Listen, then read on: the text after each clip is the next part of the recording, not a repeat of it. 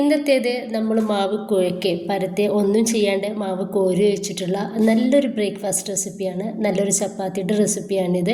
ഇതിലോട്ട് നമുക്ക് ഇത് കഴിക്കാൻ വേണ്ടിയിട്ട് കറികളുടെ ആവശ്യം പോലുമില്ല. ഇതിൽ നമ്മൾ സോഡ ചേർക്കുന്നില്ല, അതുപോലെ ഈസ്റ്റോ ഓയിലോ ഒന്നും ചേർക്കാതെയാണ് ഈ ഒരു ഹെൽത്തി ആയിട്ടുള്ള നല്ല പെർഫെക്റ്റ് ആയിട്ടുള്ള ഈ ഒരു ചപ്പാത്തി ഉണ്ടാക്കിയിട്ട് എടുക്കുന്നത്.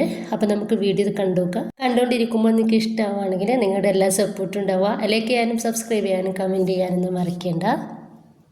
ഇതിന് വേണ്ടിയിട്ട് ഞാനൊരു ബൗളിലോട്ട് 1 കപ്പ് ഗോതമ്പ് പൊടിയും 1 കപ്പ് മൈദയും ഇട്ടെടുക്കുന്നുണ്ട്. ഇതിലോട്ട് 1 ടീസ്പൂണ് പഞ്ചസാര കൂടി ചേർക്കുകയാണ്. നന്നായിട്ടൊന്ന് മിക്സ് ആക്കി എടുക്കുക. അപ്പം നിങ്ങൾക്ക് ഈ ഒരു മൈദയുടെ പകരം ഗോതമ്പ് പൊടി എടുക്കാവുന്നതാണ്. 2 കപ്പും ഗോതമ്പ് പൊടി വെച്ചിട്ടും ചെയ്യാവുന്നതാണ് കേട്ടോ. നന്നായിട്ടൊന്ന് മിക്സ് ആക്കി കൊടുത്തതിൻ്റെ ശേഷം ഞാനിതിലോട്ട് 1 കപ്പ് വെള്ളം ഒഴിച്ചെടുക്കുന്നുണ്ട്. ഇനി നമുക്കിത് നന്നായിട്ടൊന്ന് മിക്സ് ആക്കി എടുക്കാം. ഇനിയിപ്പോൾ ഞാൻ വീണ്ടും 1 കപ്പ് വെള്ളം എടുത്തിട്ട് അതിൽ നിന്ന് പകുതി ഇതിലേക്ക് ഒഴിച്ചെടുക്കുന്നുണ്ട്. അപ്പോൾ നമ്മളിത് തീരും കട്ടില്ലാത്ത രീതിയിൽ വേണം നന്നായിട്ട് മിക്സ് ആക്കി എടുക്കാൻ വേണ്ടിയിട്ട്. ഒന്നിച്ച് ഒരുപാട് വെള്ളം ഒഴിച്ചു കൊടുക്കരുത്. കുറേശ്ശെ ഒഴിച്ചു കൊടുത്തിട്ട് നമ്മൾ മിക്സ് ആക്കി കൊടുക്കുക. എന്നിട്ട് വേണമെന്നുണ്ടെങ്കിൽ വീണ്ടും ഒഴിച്ചു കൊടുക്കാവുന്നതാണ്.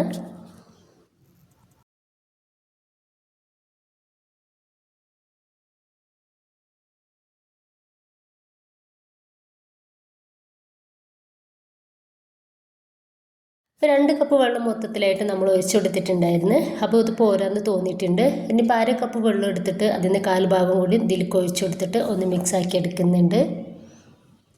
ഇപ്പോൾ എനിക്ക് 2 കപ്പ് പൊടിയിലേക്കായിട്ടുള്ളത് 2.25 കപ്പ് വെള്ളമാണ്. അപ്പോൾ നിങ്ങളുടെ പൊടീൻ്റെ ആ ഒരു ഇതനുസരിച്ച് എടുക്കും വെള്ളം.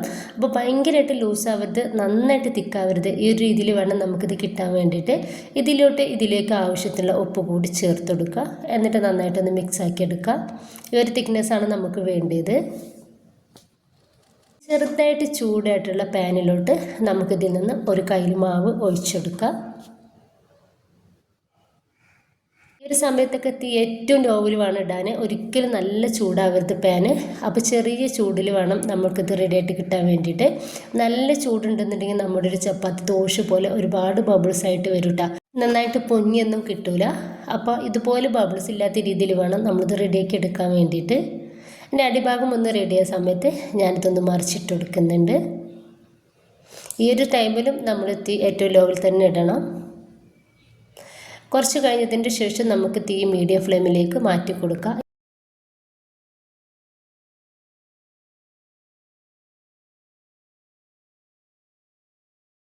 ഇതുപോലെ 2 സൈഡും മറിച്ചിട്ട് കൊടുത്തതിൻ്റെ ശേഷം നമ്മൾ തീ മീഡിയം ഫ്ലെയിമിലേക്ക് മാറ്റി കൊടുക്കാവുന്നതാണ്. പിന്നെ മീഡിയത്തിലിട്ടിട്ട് തന്നെ നമുക്കത് റെഡിയാക്കി എടുക്കാം. അപ്പോൾ ഇതുപോലെ ചെറുതായിട്ടൊന്ന് പ്രസ്സാക്കി കൊടുക്കുമ്പോഴേക്ക് തന്നെ നമ്മുടെ ഒരു ചപ്പാത്തി നന്നായിട്ട് പൊങ്ങി വരും. ഇത് നമുക്ക് ചപ്പാത്തി നമുക്ക് കുഴക്കണം, പരത്തണം, അങ്ങനത്തെ ഓരോരോ സംഭവങ്ങളില്ലേ. അപ്പോൾ അതൊന്നും ഇതിനാവശ്യമില്ല. മാവ് കോരി ഒഴിച്ച് കൊടുത്തിട്ട് നല്ല സോഫ്റ്റ് ആയിട്ടുള്ള നല്ല പെർഫെക്റ്റ് ആയിട്ടുള്ള ചപ്പാത്തി നമുക്ക് ഉണ്ടാക്കിയിട്ട് എടുക്കാൻ വേണ്ടിയിട്ട് പറ്റും. ഇതൊന്ന് റെഡി ആയിട്ടുണ്ട്. ഈ സമയത്ത് നമുക്കിത് പാനിൽ നിന്നും ഒന്ന് എടുത്ത് മാറ്റാം. ഇതുപോലെ തന്നെ ബാക്കി കൂടി ചെയ്തെടുക്കുക. തീ ഏറ്റവും ലോ ഫ്ലെയിമിലിട്ടുക. എന്നിട്ട് മാവ് ഒഴിച്ച് കൊടുക്കുക. എന്നിട്ട് നമ്മൾ റെഡിയാക്കി എടുക്കുക.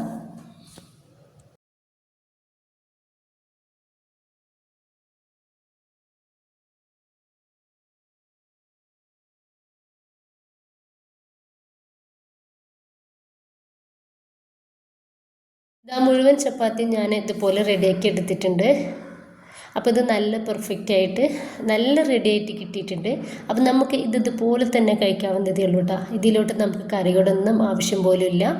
നമുക്ക് വളരെ സിമ്പിളായിട്ട് ബുദ്ധിമുട്ടൊന്നും ഇല്ലാണ്ട് ഉണ്ടാക്കിയിട്ട് എടുക്കാൻ വേണ്ടിയിട്ട് പറ്റിയ നല്ലൊരു ചപ്പാത്തിയുടെ റെസിപ്പി തന്നെയാണിത്. അപ്പോൾ എല്ലാവരും ഒന്ന് ട്രൈ ചെയ്ത് നോക്കുക. ഇഷ്ടമായിട്ട് നിങ്ങളുടെ എല്ലാ സപ്പോർട്ടും ഉണ്ടാവുക. ഇൻഷാ അല്ലാഹ്. Okay, by.